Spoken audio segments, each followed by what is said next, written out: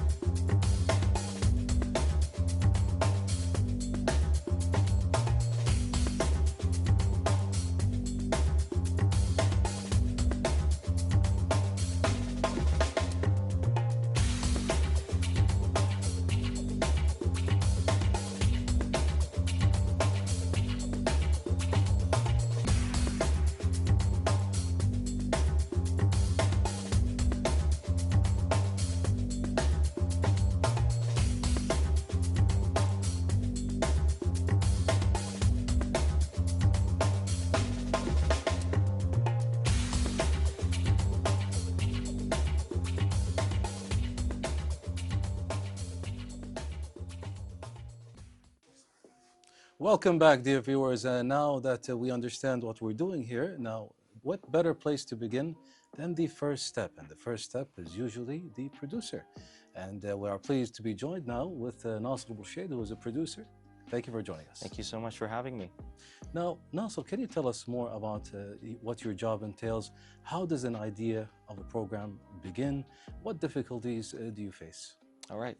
So as a producer, when I basically write something, it's for me to project my story. I want to basically tell the audiences of what I have as an idea. So a producer, basically, or screenwriter, goes on writing for, let's say, movies, television shows, radio even, and so on. Yes, the first step starts with us because, for example, if anybody asks from us an idea, we write it. And then we give the script to the next person, which is the director, and then so on. Or if I have an idea and I want to write it and I have my own blueprint and I want to make a specific program, then I again give it to the director and so on. Yes. So it's a whole team of production, but we start first with the producer. Difficulties are always going to be there at the end of the day. So one part of the difficulty will always be, for example, rejection. I can be rejected at any time, whether my script or even small parts in my storytelling or whatever I wrote in my scripture. So I could be rejected for an idea or the whole thing, or they could tell me, your idea is good, but you have to rewrite the whole thing because it's not getting that vibe that we want to. Now, especially that we're here in Kuwait, I always have to make sure what I want to catch, depending on the viewers. So I have to make sure, first of all, like if I'm in a family channel, it's different from a movie channel, it's different from a series and all on. So as a family channel, we have to make sure that we're diverse. So we have to have different types of programs, whether it's a children's program, an adult program, news even. And each timing has to be put on different timings, each show. So other difficulties will always be also, well, kind of income. That also can affect a person's way of writing. So if it's like a short movie or short series, depending on the income, he'll just like be maybe less creative, something that is more heavy. You mean a budget? A budget, yes, in general. So if it's a bigger show with a bigger budget, then you have to be more creative. So there are different ways of pushing a producer. So one of it will be that. Lastly would be the goal of a producer. Our goal in the end of the day is projecting. I want to project my idea to the viewers.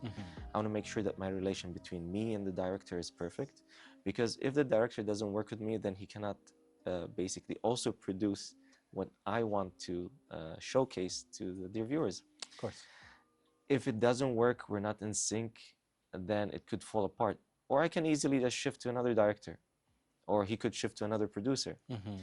But in the end of the day, we're here just to make sure that we're, you know, one family, and that we can make something that is very, very showable for the dear viewers, and make sure that it is something that is entertaining. Well, Mr. Nasser, we thank you for your insight and your time. Thank you so much.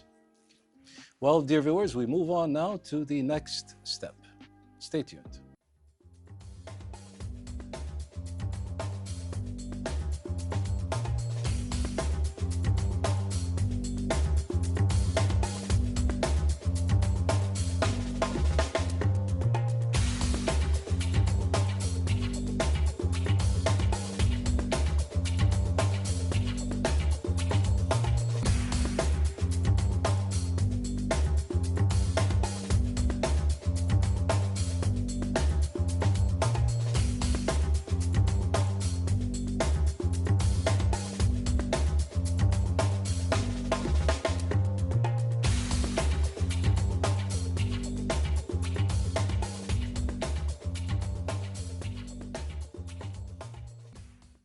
Welcome back, dear viewers. If you're just tuning in, you're watching In Kuwait, and now we're covering the whole process of the making a program or an episode such as this. And now we are with our distinguished guest, our director, Abdullah Hindiani, which is the second step. Thank you for joining us, Mr. Abdullah. Well, thank you first for having me, and thank you for the staff and crew for having this lovely program. I feel honored, and I'm happy to join you. Thank you. Now, once you receive the idea from the scriptwriter, let's say, what is the first step as a director? So the first step for me personally is that to see whether the script is something I'd like to work on, right? So that if it's something you love, if it's something you care about, you're going to put a lot of effort into it. So the first thing immediately I do is whether the subject matter is something I like. And then if it's something I like, then I go to the planning phase, right? I start to think all about the things that go into making the program, how to make it, in the best possible way, but also in the most feasible way. Yes, so manifesting it from on paper to reality and physical, basically. Yeah. Right, so how do you choose your crew and your camera operators, presenter, graphics? What is that process like? How do you choose them? So I think part of the process is experience, right? When you're first appointed into any program, you're going to be thrown into teams, right? And then as you go from program to another, you're going to develop some, relationships. You're going to have some friends. You're going to have some acquaintances. You're going to have a lot of coworkers. And then, with experience, you're going to know which one fits the right type of product, right? The right type of project you're working on. So, you can have a film operator, right, who's perfect for this kind of job, but may not be perfect for another type of job. Right. You may have an operator who is working with a lot of different type of mics that suits your, work. And then you're going to have to think of all the departments, right? You have the editors, you have the producers. So it's like a puzzle piece that you have to, mix and match. Well, Director Abdullah Hindiani, it was a pleasure having you, and thank you for joining us. Well, thank you again for having me. Thank you. Well, dear viewers, that concludes this step. Stay tuned for the next one.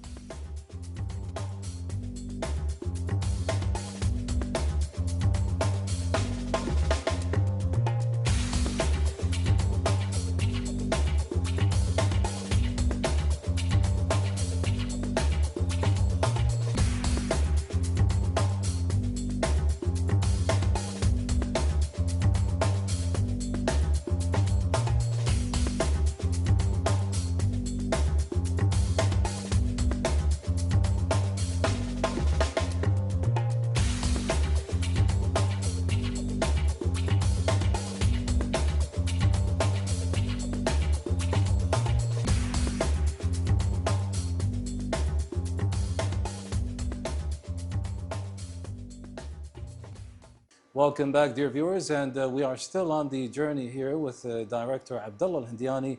Now, Mr. Abdullah, can you tell us what are some of the challenges that you face and obstacles? So I don't think there's a production that goes without challenges. Of course. And I think that's where you kind of thrive, right? There's a lot of people who don't know how to face responsibilities and, just fold under pressure. But I think that's where you can test yourself, right? You can test whether you're the right kind of person for this kind of job. And so for me personally, it's by having a good team, right? By selecting great individuals who know what they're doing, who know their tasks, so that whenever a problem comes, you know the right person to go to and discuss for solutions. So I think, yeah, if your fundamentals are correct, if you chose your parts great, you know, the sum of all of it is going to work out regardless of the amount of challenges that you have. That's right. And now, shifting gears, Abdullah, you know, some people prefer shooting in the ministry, some people prefer outside the ministry. What is your preference? So I think, you know, I've been working as a director for, you know, a good few years now, and most of my productions are all inside of the ministry, right? We have great infrastructure, you know, we have tools, we have great members, you know, we have great workers, we have studios to go from, you know, from all aspects of whatever you have imagined, you know, we have the right people that can make it for you, right? You got the tools here, you got the security here, you got the comfortability that, you know, you're in a place that's all about what you're doing, right? You're in that good headspace, in a good, you know, physical space as well to accommodate all of your tasks. So it's a very great, you know, accommodating place that, you know, honestly, it doesn't make sense to go outside of it. Okay, now, what criteria do you use when directing camera crews and while filming? So I'm talking about my approach personally. I don't think this is the regular approach for a lot of directors because each one of them is individual, right? But for me personally, it's because I've worked with a lot of people. So now I work with the same people. I know their vision. I trust their vision. So for me personally, the first day I step into any kind of location, I go to the director of cinematography, right? You know, the director of photography, our camera operators. I ask them, you know, what do you think is the best kind of angle to look in this kind of, you know, decor, in this kind of set? And, you know, you get all these opinions and you get all of these visuals, and that's where you kind of shine as a director. So that's where you can bring your input into it, right? You know, it's a team effort.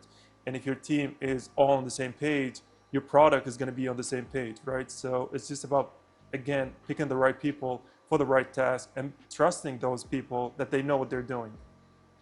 Well, Director Abdullah Hindiani, we really appreciate your time and insight. I suppose all that's left to do now is to leave you to it.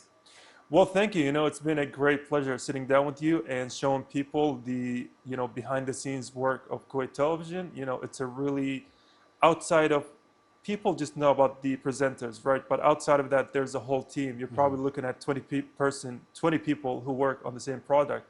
So it's great that people finally can, you know, get a look outside the camera. So thank you again, and thank you for the production team of this program. Thank you, Director Abdullah Hindiani.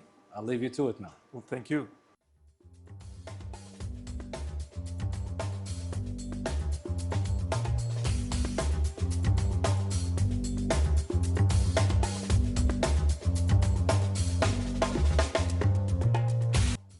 Welcome back, dear viewers, to our program in Kuwait.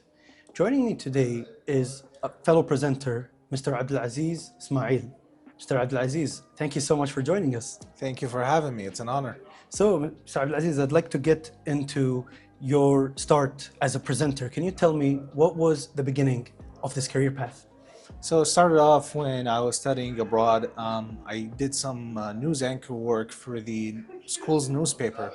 And when I came back to Kuwait, I applied for the Ministry of Information, and they had a advertisement regarding the need for English TV hosts and anchors. So I applied to it, and you know, the ministry has an eye for talent, and they're always looking for new talents, and they always support new talents. I did a test. I was supported by many directors and fellow colleagues, and eventually it took off from there. Yeah, it's very funny that you mentioned. I've shared the same experience. I have studied abroad. Okay. And I was focused a lot on just media in general. Okay. But I've ended up applying for the Ministry of Information as well. And when they opened up the advertisement asking for presenters, English-speaking presenters, Absolutely. I have applied and I've went through, mind you, a very professional screen test. It is. Like, yes, it was. It was nerve-wracking.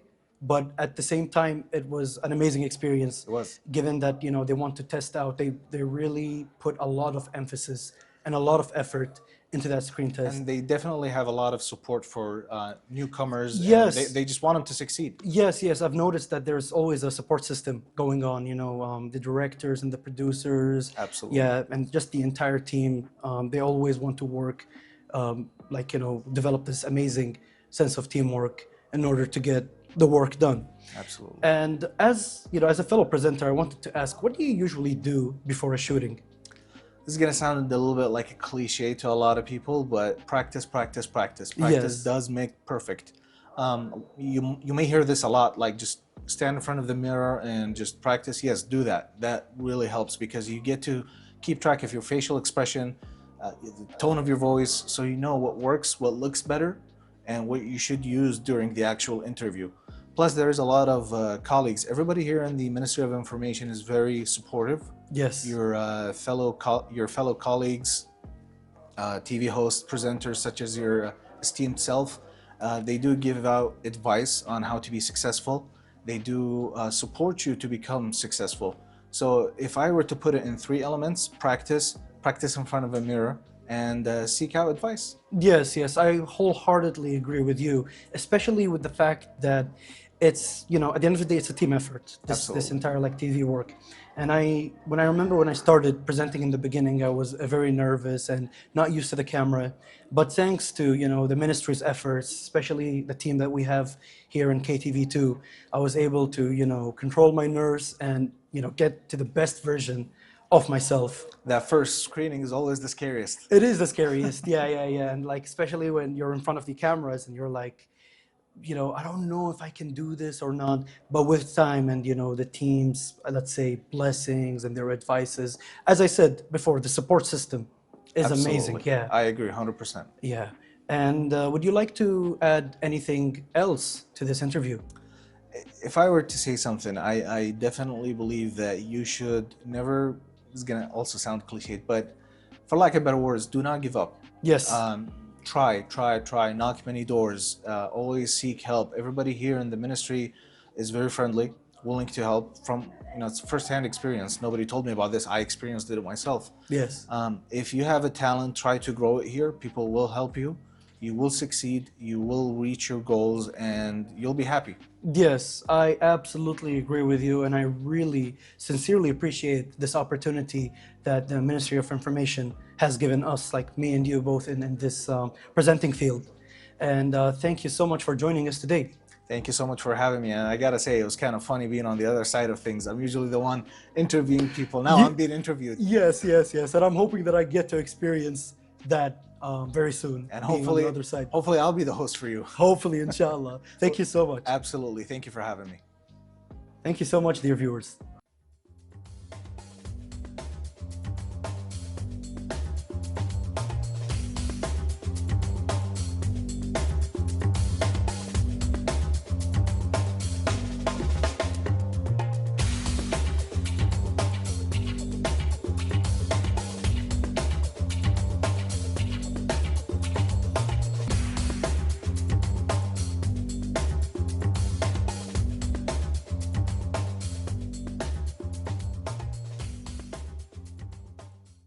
Welcome back, our dear audience. When we think about TV production, we have to understand the absolute importance of one factor, and that is the camera crew.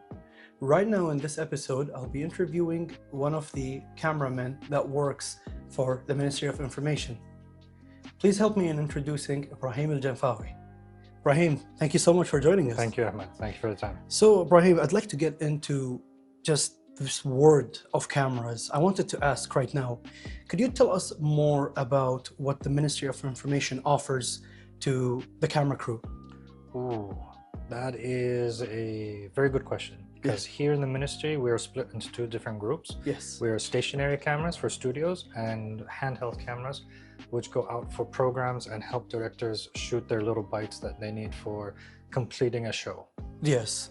And you specialize in working with the handheld cameras, right? Correct. Yeah. So I wanted to ask, you know, as a cameraman, what is essentially the process, you know, before starting the shooting itself? What kind of procedures do you usually take? We usually get an order that is from the producer and director that goes to our department, and then the department itself assigns us with the director. We talk with the director, find out what their needs are on the day, from cameras, from lights to sound equipment. We are technically a small studio on the go. Yes. We go to sites where we shoot for many different people. We bring this material and we hand it over to the director or the editor to complete the show. Yes. Showpiece. Yeah. And you know, you've mentioned the fact that, you know, you get out, you record the scenes, and then you hand them into the editors. Do you also put that into consideration when you're actually recording? Well, there's a lot of things to record because we can have memory card malfunctions. We can have the camera stop working at one time. Batteries just like dying out. Even on the site itself, that we go there and the site is not photogenic. Yes. So that's another issue that we have to face, is Yeah. that we have to make the place beautiful to showcase the presenter, like yourself, and Yes. the guest in the best light. And the best picture, yeah. Because in the end of the day, that we're trying to bring out the best show with the limited amount of time we also have. Yes, and that's like some of the factors that could be faced as challenges when, you know, you're going out to the shooting. Oh, yes, exactly. Time management, weather sometimes, you know. Everything. Yeah, yeah. Everything. Sometimes some guests only allow us for 90 minutes and we have to rearrange the whole living room, come back in, shoot everything.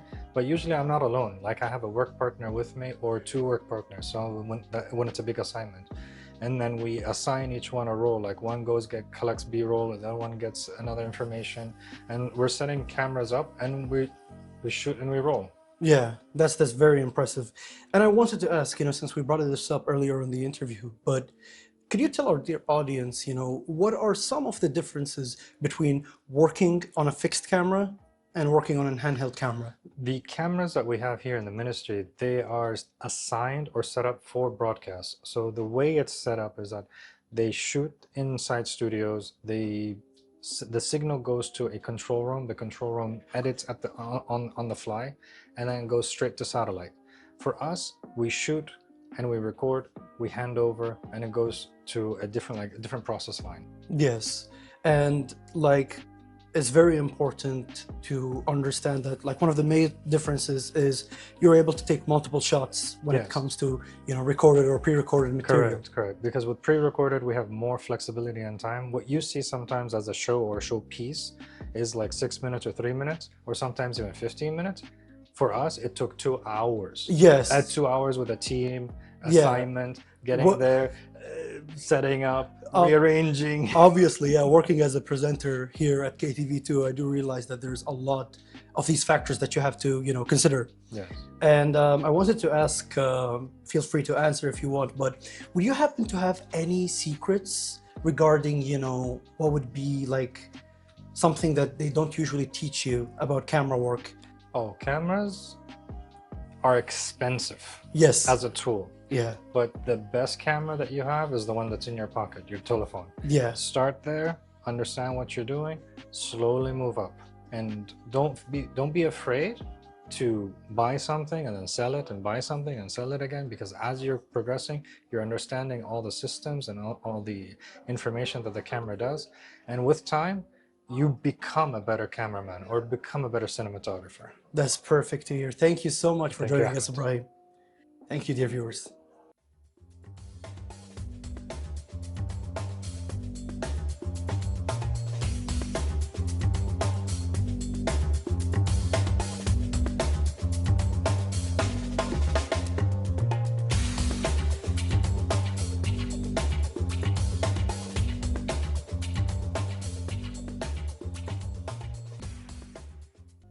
Who doesn't know about some of the most creative and famous works of art that are presented in Kuwait television?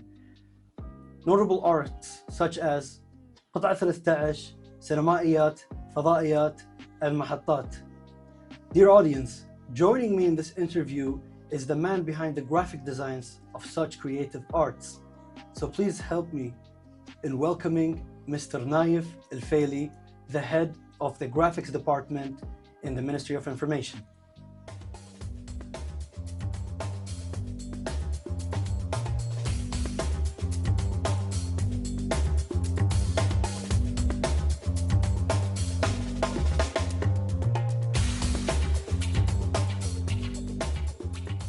Mr. Naif, thank you for joining us. Thank you.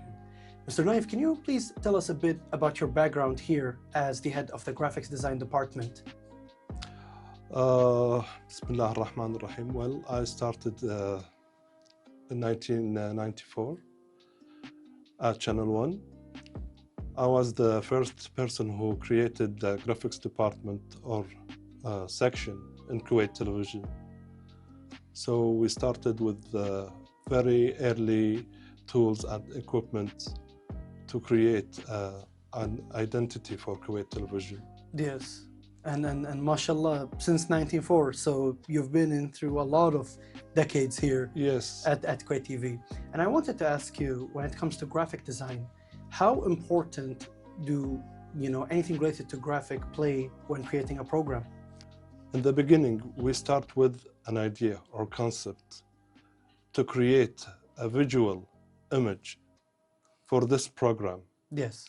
Then we go through the structure and the sequence of the program itself. Yes. Starting from the intro and the breakers and the ending.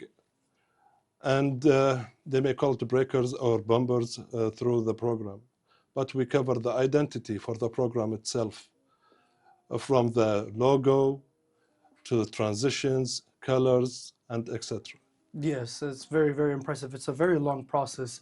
And that got me thinking, when it comes to graphic design, like in general, to TV programs, how are you able to balance out creativity and essentially sticking to a structure? There seems to be like a balance that you have to strike, correct? Yes. Creativity and structure.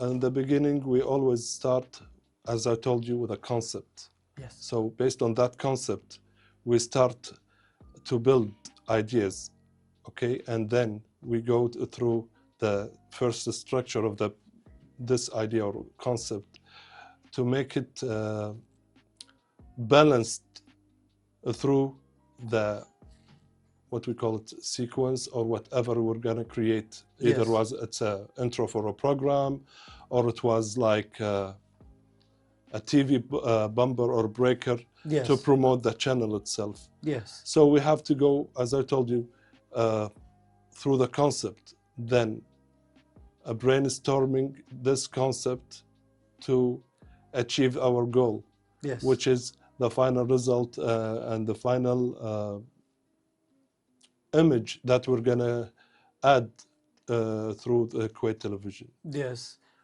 And you've mentioned about the the final image or what you're Yes. essentially going to be presenting. Yes. I wanted to ask you personally, how do you feel after all this work and effort when you get to see the final image? Can you tell me what kind of feelings or emotions do you go through? Actually, we're feeling like very, I don't want to say happy, Yes. but it gives us A sense of accomplishment. it gives us more like we're going through a time machine that bring us back in time to see our primitive work and what we are achieving right now, and how advanced and the image The graphics and the graphics images. Yeah. and the graphics nowadays we are looking like we were like children drawing, and then now we are doing masterpieces through Kuwait television. But yet every time we're creating an image or a visual or visualizing an identity, okay, we are doing or we are saying no, we did not reach the perfection of that image that I want to amplify or Yes. create through Kuwait television. Yeah. Every time we create an image or visualize an identity through Kuwait television, we need to go, no, there is something better. We need to go more perfect than Yeah. this. Okay. It's essentially like challenging your own art. We are challenging ourselves continuously every time. Yes. Yeah, and there's a famous saying that says creativity knows no bounds. So Yes. sky's the limit. Yes. Yeah, and it's very impressive, especially hearing from you. You've been in this department for this amount, like this long amount of time, since '94 up until now, and it's just amazing to get to hear the perspective of a very special person like you. Yes. Yeah. Before we close off this interview, would you like to add any words to our dear audience? Actually, nowadays we are depending on the AI techniques and how the AI is going. Nowadays, we are creating things within seconds. Yes. Back then, we were creating things within weeks and months. Yeah. Okay. So, inshallah, you will see something impressive very soon, especially on Kuwait television. Perfect. Thank you so much, Mr. Naif. Thank you for joining us in today's episode.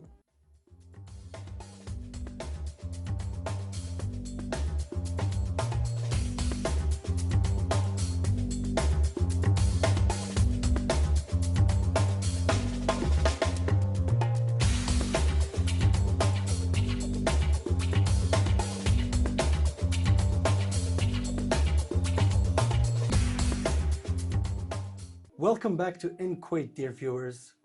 When it comes to TV programs, we can't forget about the editing aspect. And in this interview, we'll be introducing an editor that works at the Ministry of Information. Hi, how's it going? It's good. Nice to meet you. Nice to meet you as well. Mr. Ali, Yes. can you please tell me, like, as an editor, first when you begin to receive, the raw footage, how do you, what's the procedure or what's the process is like? So the director essentially gives us the footage that we have to edit, and he or she will tell us the time frame, what's needed, when to cut, and usually there includes a lot of communication between us and the editor or director on any form, we usually get their numbers and whatnot and message them and tell them if we need to make any necessary changes, what to cut out. And as we're editing and we export it, we usually have different cuts, like the first cut, rough cut.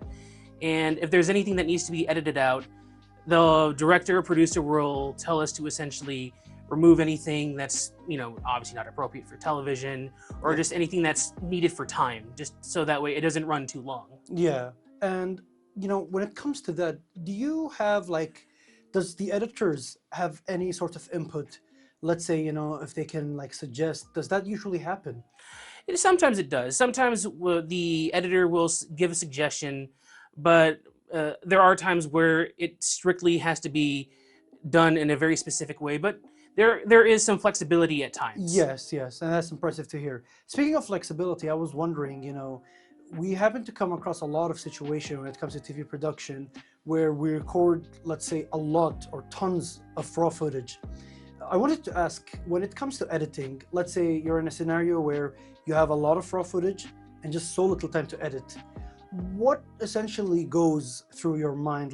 What are the clips or the specific footage that you would use when it comes to editing an episode, let's say, or a program?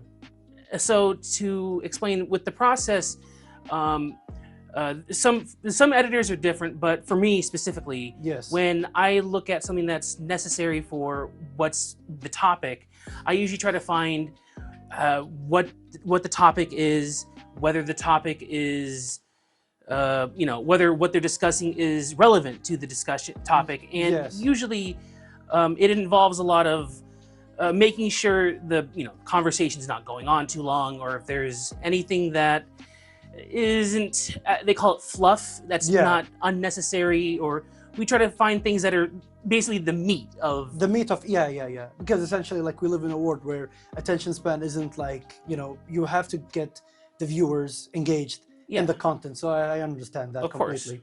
And I wanted to ask, when it comes to editing an entire episode and sending it and getting the final approvals, when you actually get to see it on the TV screen, yes, what do you feel exactly?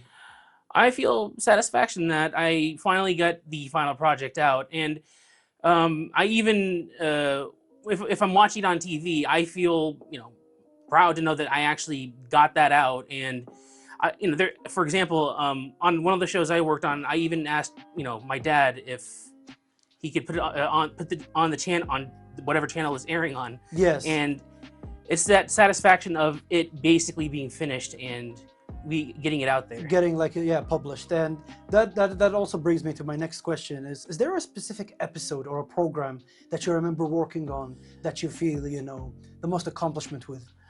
The one episode that I had the most accomplishment with that I was very proud of was, there was an episode of What's On that I just remember I got it out as soon as I could, and it looked perfect. I don't remember the name of the episode. I think it may have been the Stranger Thing episode, and getting it published on the television and seeing it air as it's airing on television was the most satisfying feeling. It was definitely one of my proudest moments. Yeah, it's definitely really nice when it's something that you're, you know, completely into. You put all the effort in it, and seeing it, you know, come to, you know. Of course, there's a lot of dedication that goes into editing. Of course, yeah. It's like an art form. You know? It is. I completely understand. Yeah, and yeah, you know, I'd like to extend our thanks. Thank you so much. No problem. Thank you for having me on. Thank you so much.